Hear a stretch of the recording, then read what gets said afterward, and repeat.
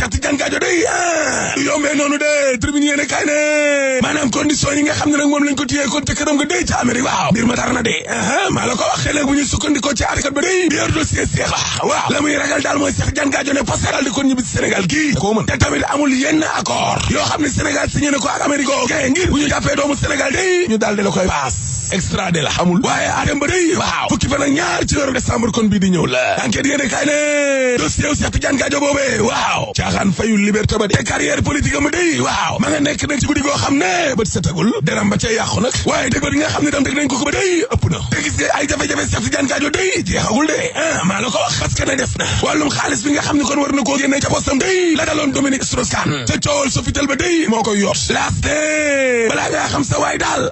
toll ci ay jafe-jafe maa lay wax nag ñeenti doomu aadama yi nga xam ne day ñoo jàpp ne Cheikh Tidiane Gadio mi ku njëkk ka day Marc Cesser lay wuyoo américain la ak Mamadou Lamine Ba ak Louis Fall ak Kumba Mar Gadio di jabar ja réew mi quotidien ne ki nekkoon ci réew mi di saaga day fanaan na guddeem ku njëkk nag ca Rebeuss Vox Populi ne Assane Diouf lay wuyoo jàpp nañ ko de maa la ko wax ginnaaw nag ba ko attaque bi Samba Sall kon dégloo ba nuppi waaw ca la teere yi nekkoon ca Rebeuss kale moom Assane Diouf waaw la ñu koy tuumaal nag mooy wàllum saaga waate rek di buddi kon ay saaga ci mbedd mi jaaree ko ci wàllum internet bi la waaye tamit di sosalaate diffamation ak trouble à l'ordre public enquête yéene kay ne Serigne Bassirou Gueye procureur de la République day waaw moo daal di sàkku na ca waa division des investigations criminelles di waa dik ngir nag ñu teg loxo kon kii di Assane Diouf moom Assane Diouf moomee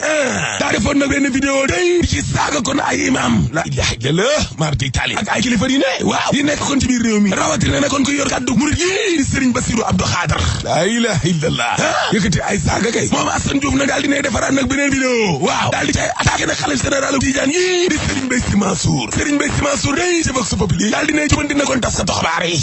maa la ko wax la ko si yéene kay ne xalifu Tidiane yi day waaw tuumaal na journaliste yi ne gaa ñaa déformé de ñoo soppi ay kàddoom de xalifu Tidiane yi day weddi na ne mës ta wax ni kon Macky Sall mi la dana am kon deuxième mandat yaa jum wala maa jum loolu la Serigne bi wax Serigne Mbaye Sy Mansour ci l'Observateur ne commentaire yi ci internet bi day bi ma ko xoolee waaw damaa mujj jommi damaa jaaxle lool la ko si yéene kay ne ko may ma yeggali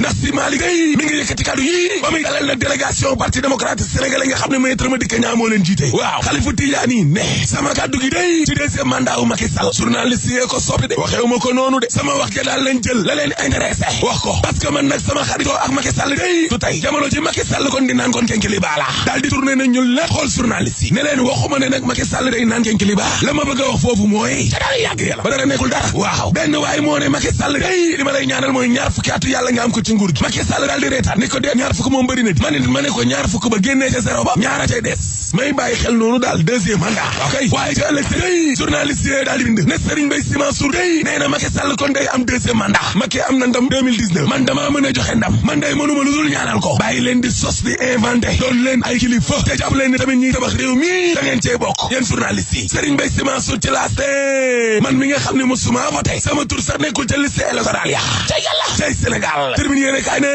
ay kilifay Sénégal yoo xam ne day dañoo am jafe-jafe kon ak wàllum justice waaw ne ñul mee daw ca bitim réew te moo ni day ay ndaanaan la ñu woon de waaye léegi day maara day taali ana Ousmane Ndaw ABC 3A nee na may ana Alioune Pati Mbaye nee na may ana Mamadou Lamine Diouf mi nekkoon des awi presse nee na may ana Lamine Diack bitim réew ana Karim Wade bitim réew libération yi ne kay ne waaye nit ñi nga xam ne dañ leen di jaay ci Dakar maara day taali am na juróomi sëriñu daara ak ñaari soxna yoo xam ne kon ay malien lañ day jàpp nañ leen Interpol beeg dig day waaw ñoo tax ba ñooñee defuñu leen ay jaam terminé yéene kay ne cay dalo politique ba Babacar Lo Ndiaye affaire ca Kaolack waaw nee na dafa am ay nit ñoo xam ne day ba nga Macky Sall bee lañ bëgg ay ambition présidentielle lu mel ni Ahmadou Ba ñooñee bëgguñu Abdoulaye Wade ak Macky daje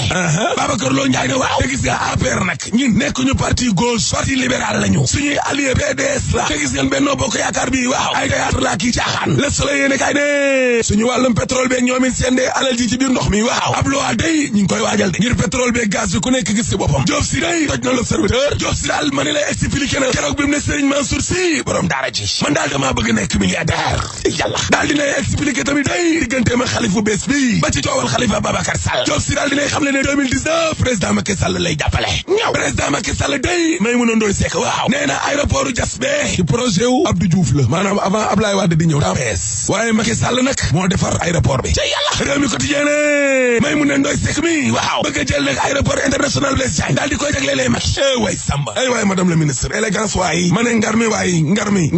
di dee kenn mënu koo génnee ci aéroport international Blaise Diagne yow Abdoulaye Wade sax li tax xel yi di nekk ci moom ba léegi ne waaw mooy wàllum infrastructure mooy aéroport international Blaise Diagne boobee mooy autoroute à péage bi mooy corniche bi ak yeneen sax cay wàllum politique waay madame la ministre Maimouna Ndoye Seck wax sa mbaaxu waay waaw du yàq sa mbaaxara Olof Njaay ko wax waay madame la ministre bul tax nag waa réew mi waxal PS seen ñeen fukki at yi li ñu fi def moo tax ma naan la tëjal